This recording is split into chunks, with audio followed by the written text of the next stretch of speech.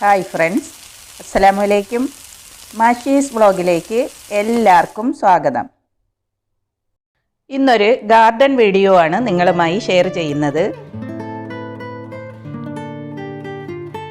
Spider plant, ribbon grass plant, pandanus plant, ഈ 3 ചെടികളാണ് ഇന്നത്തെ നമ്മുടെ ടോപ്പിക്ക്.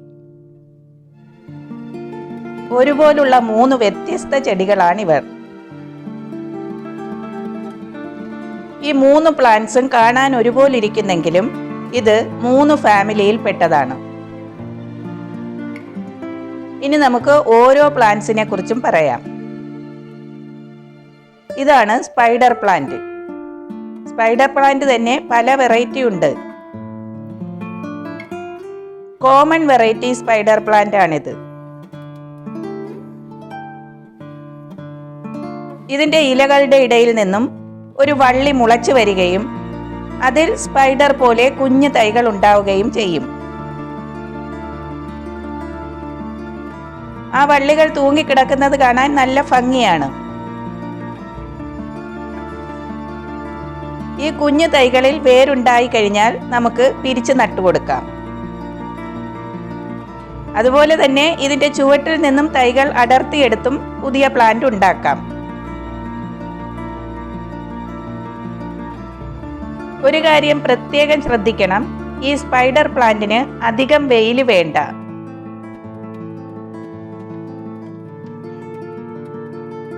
ഷെയ്ഡുള്ള ഭാഗത്ത് വേണം ഇത് വെക്കേണ്ടത്.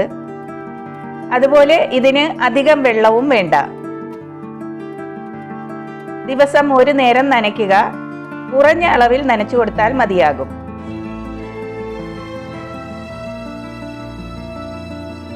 ഈ സ്പൈഡർ പ്ലാന്റ് ഇൻഡോറിൽ വെക്കുകയാണെങ്കിൽ ആഴ്ചയിൽ 1 ദിവസം എടുത്ത് വെയിൽ കൊള്ളിക്കണം. അതും ഡയറക്റ്റ് എടുത്ത് നല്ല വെയിലുള്ള സ്ഥലത്ത് വെക്കരുത്. കുറച്ച് തണലുള്ള ഭാഗത്ത് വെച്ച് വെയിൽ കൊള്ളിച്ചതിന് ശേഷം വൈകിട്ടെടുത്ത് നമുക്ക് അകത്ത് വെക്കാവുന്നതാണ്.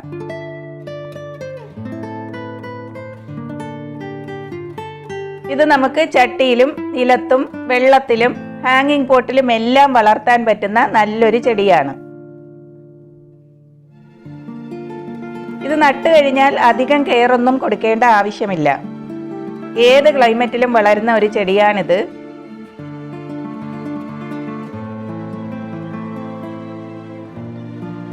ഇനി നമുക്ക് റിബൺ ഗ്രാസ് പ്ലാന്റ് നോക്കാം.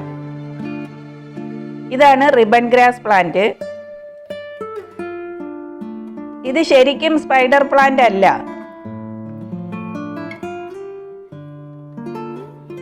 പലരും ഇത് സ്പൈഡർ പ്ലാന്റ് വെറൈറ്റി ആണെന്ന് പറയുന്നുണ്ടെങ്കിലും ഇതൊരു ഗ്രാസ് ആണ്.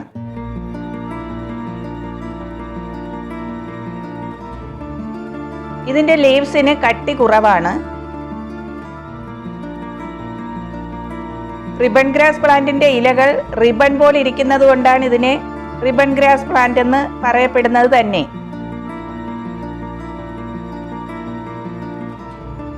ഇതിന്റെ ചുവട്ടിൽ നിന്നും ചെറിയ കിഴങ്ങുകൾ ഉണ്ടാവും.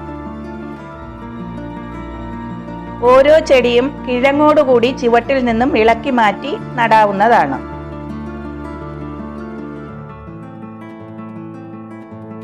ഇതിനും സ്പൈഡർ പ്ലാന്റിനെ പോലെ അധികം വെയിലും വെള്ളവും വേണ്ട. ഇതിന്റെ കെയറും പ്രൊപ്പഗേഷനും എല്ലാം സ്പൈഡർ പ്ലാന്റിന്റെ പോലെ തന്നെയാണ്.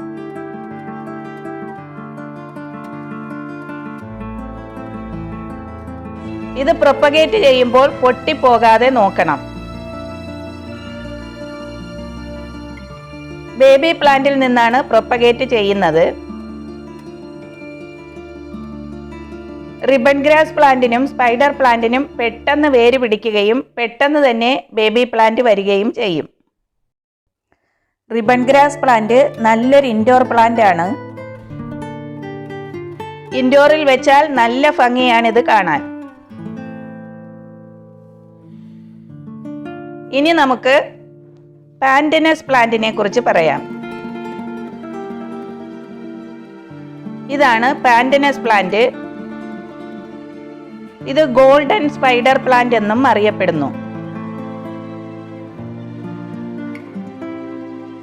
ഇത് സ്പൈഡർ പ്ലാന്റിനെ പോലെ ഇരിക്കുന്നെങ്കിലും പാന്റനേഷ്യ ഫാമിലിയിൽപ്പെട്ട ഒരു ചെടിയാണ്.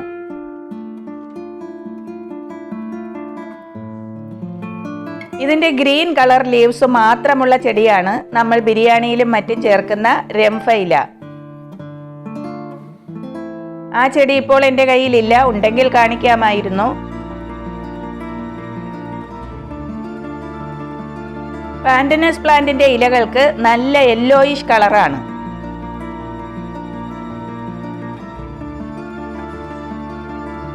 ഇത് നല്ല വെയിലുള്ള സ്ഥലത്ത് വെച്ചാൽ കൂടുതൽ കളർഫുൾ ആയിട്ട് തഴച്ചു വളർന്നു വരും.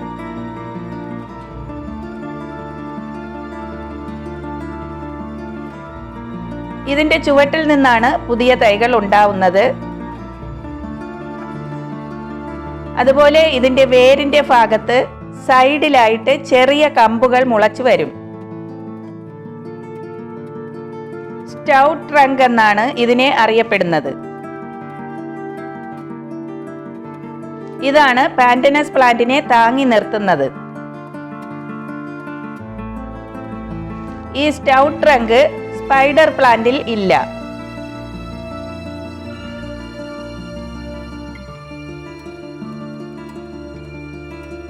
ഈ ചെടികൾ നടുന്ന സമയത്ത് കമ്പോസ്റ്റ്, ചാണകപ്പൊടി, ചകിരിച്ചോറ്, മണ്ണ് ഇവ മിക്സ് ചെയ്ത് ചട്ടികളിൽ നിറയ്ക്കാവുന്നതാണ്. അതിനോടൊപ്പം തന്നെ മുട്ടത്തോട് പൊടിച്ച് ചേർത്ത് കൊടുക്കാം. അത് നല്ല വളമാണ്. പിന്നെ പഴത്തൊലിയും ഉള്ളിത്തൊലിയും വെള്ളമൊഴിച്ച് കുതിർത്ത് വെച്ചിട്ട് നേർപ്പിച്ച് ഇതിൽ ഒഴിക്കാവുന്നതാണ്.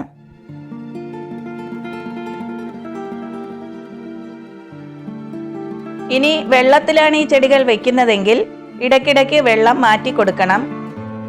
അതുപോലെ ഇൻഡോർ പ്ലാന്റുകൾക്ക് ഇടയ്ക്കിടയ്ക്ക് വെള്ളം സ്പ്രേ ചെയ്തു കൊടുക്കുന്നതും നല്ലതാണ്.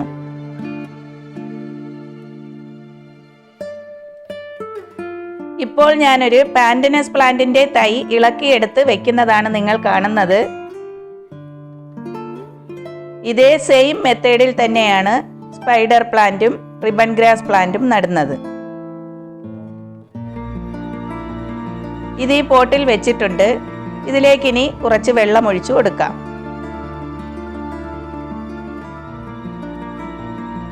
പാന്റനസ് പ്ലാന്റിനും അധികം വെള്ളം ആവശ്യമില്ല.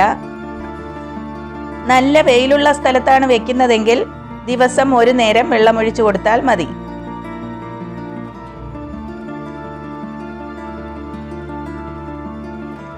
ഞാൻ ഈ 3 പ്ലാന്റ്സും ഇൻഡോറിൽ വെക്കാനാണ് ഉദ്ദേശിക്കുന്നത്.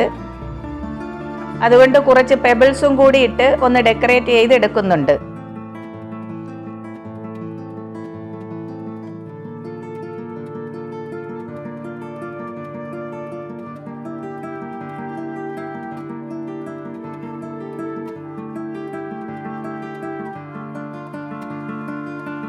പെബിൾസ് എല്ലാം ഇട്ടിട്ടുണ്ട്. പെബിൾസ് ഇട്ട് കഴിഞ്ഞപ്പോൾ ചെടികൾ കാണാൻ നല്ല ഭംഗിയുണ്ട്. കണ്ടില്ലേ?